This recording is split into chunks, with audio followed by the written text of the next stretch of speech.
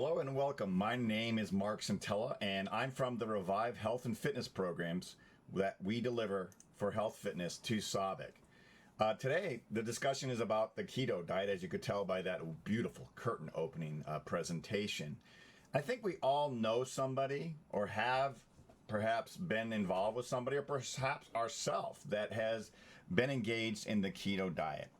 Today's presentation on the keto diet is to just present a bunch of information for you to decide on whether or not this is a good diet for you, whether it fits into your overall well-being profile. With that being said, you just need to know a little about the keto diet. The keto diet actually is about 100 years old. It was discovered in the 1920s, I believe, early 1920, and it was used primarily to help epileptics with their seizures. It wasn't the first thing that would be done for epilepsy or to help control seizures, but ultimately it was not designed to lose weight. It was designed to limit the amount of carbohydrates so that carbohydrate limitation would prevent the seizures from occurring. The data on it isn't conclusive that it actually worked, but it was one of those situations where they could provide that modality along with other ones as well to try to control those seizures. But today, as we know, it's used primarily for losing weight. The keto diet's been here before, no doubt about it. It was definitely in the form of the Atkins diet going back maybe 10, 15, 20 years. And it basically is a diet where you ultimately change your food nutrients, what you take in. The body primarily uses, in most cases, carbohydrates for its main source of energy, or glucose in reality, which is broken down from carbohydrates.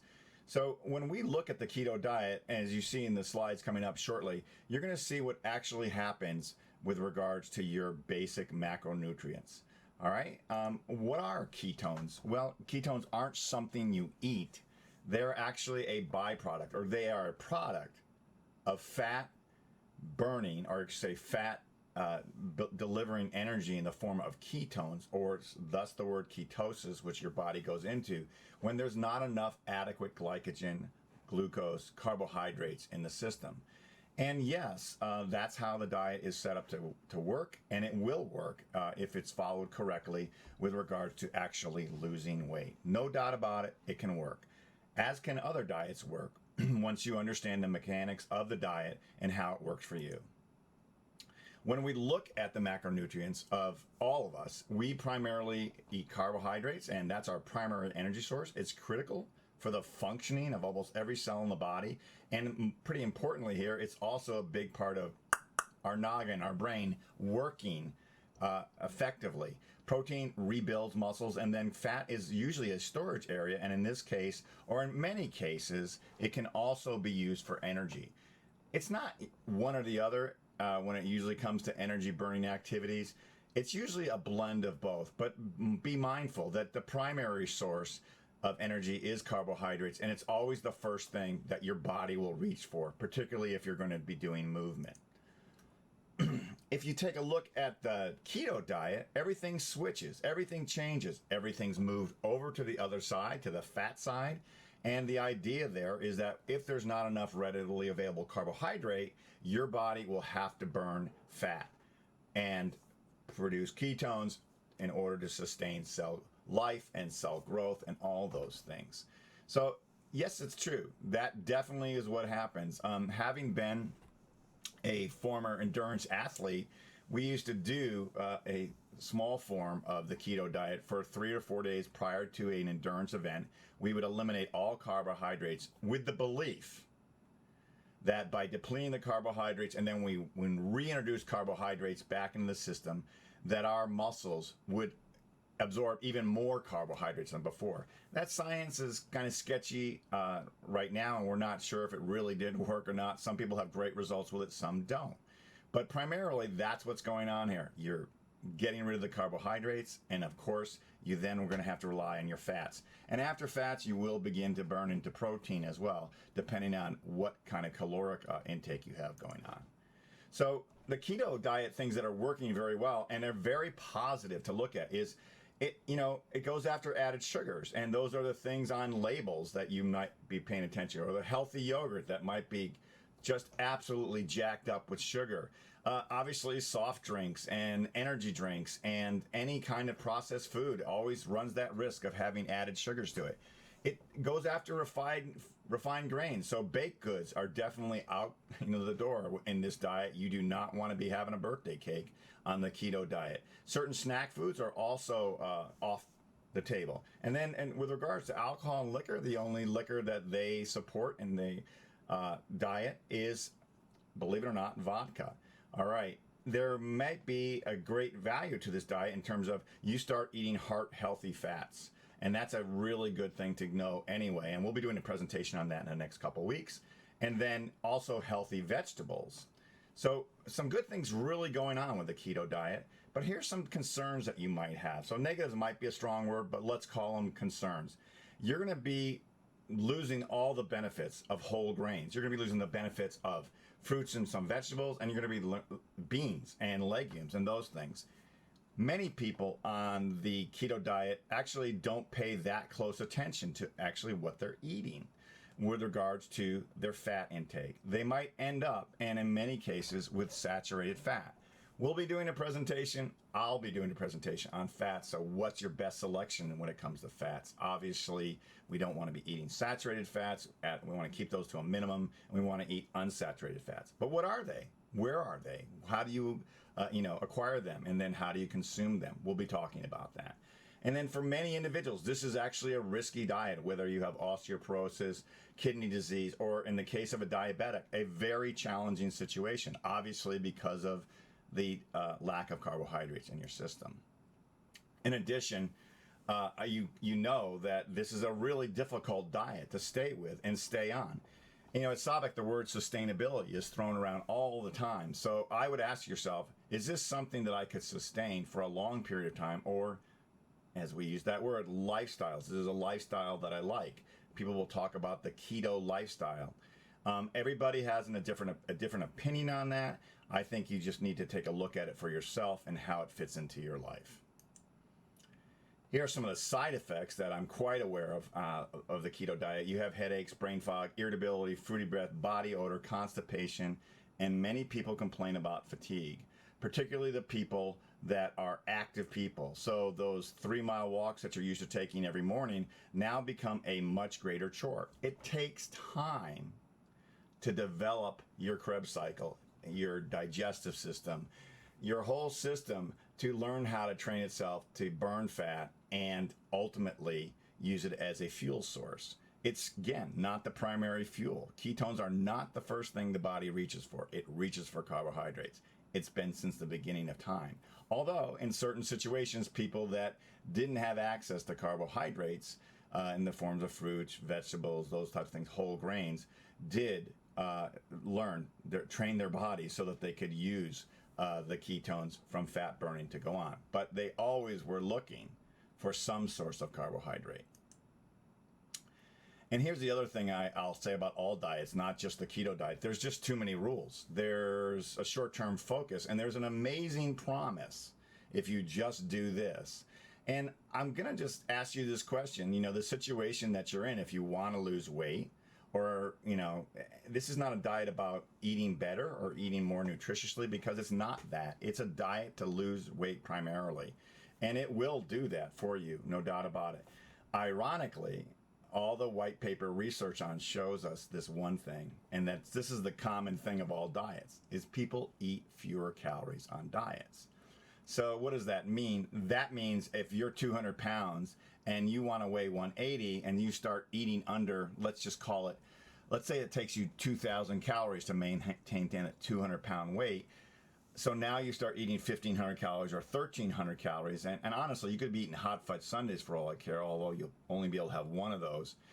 You'll lose weight, and your body will move down to that correct weight. Once you get there, that's where the challenge lies. You may not feel good while you're doing it, and that's one of my concerns when it comes to any diet. Are you excluding things in your diet that are important to you feeling well? To me, it's more than just losing weight. To me, it's about feeling good.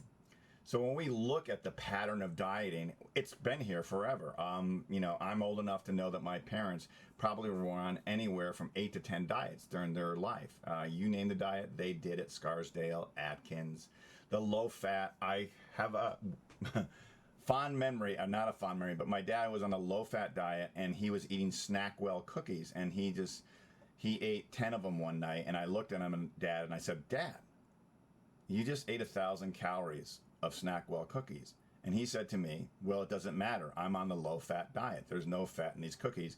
I can eat what they want. I can eat what I want. Well, I'm not sure that is true, and I know that's not true. But if you take a look at that pattern here, you ultimately start a diet, you lose weight, you're excited about it, you're very motivated in the beginning of the diet, you hit a plateau, and now your motivation wanes because the eating pattern, the diet is difficult to maintain. And then you drop off and you slide back into your old habits, and then you regain the weight. In some cases, people gain more weight because they felt they were sort of in a prison, or they were, too many rules, as I always say. So what should we do? How can we go about this differently? Now, again, I'm not going to say don't do this. I'm going to tell you that you might want to look at other alternatives. This is the kind of stuff that I look into because I know that it's calories that matter, and I want to feel good while I'm making these changes in my life. And here's what I want to have a diet in, mostly because it's a Mediterranean diet. It's the American Heart Association diet, and let's call it lifestyle. It's the people that have lost weight for the last 10 years and kept the weight off between being active and having a diet rich in fruits and vegetables, whole grains, lean proteins, healthy fats, and low in added sugars, same as the keto diet. Low in refined grains, same as the keto diet. Saturated in trans fats, out the door.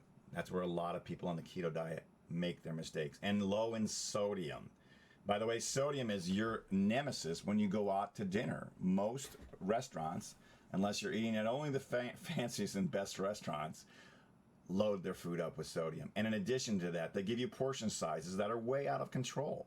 So let's look at some of those things, perhaps, when it comes to changing our lifestyle. Let's look at things that might be sustainable. Actually, something that we're willing to do after we're done. This is the keto diet. This is what the plate looks like. Basically, a big smorgasbord of fats, very little carbs, and very little protein. And this is how the diet works. And as I mentioned, it does work that way. The bottom line here is that diets are going to come and go, and we're going to see something new. Eventually, keto will be in our rear view mirror here. But you need to really look at your challenges. What is it that's holding you back from losing, 10 pounds, 3 pounds, 5 pounds?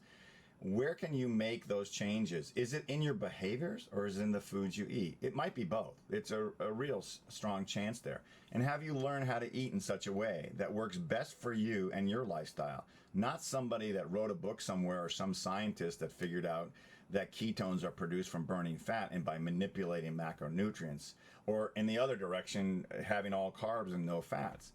That isn't really what I want to do. Now, of course, if you're comfortable and you feel great on the keto diet, then have at it and see how you do with it over a long period of time.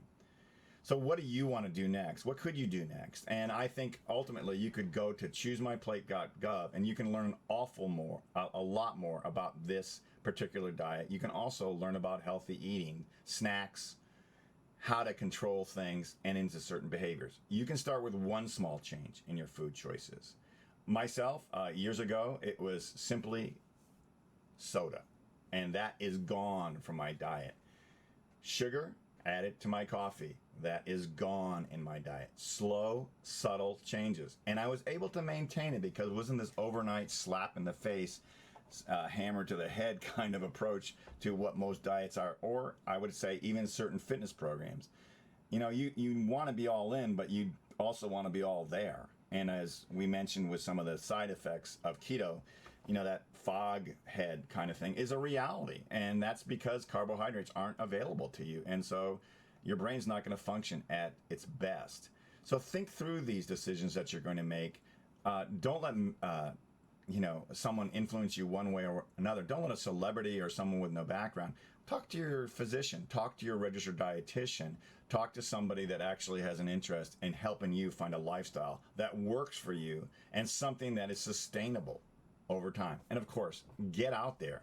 get moving, we always like to see people physically active. We know there's a blend there between good eating and exercise. I don't know, it's a boring prescription. I get it, but it works.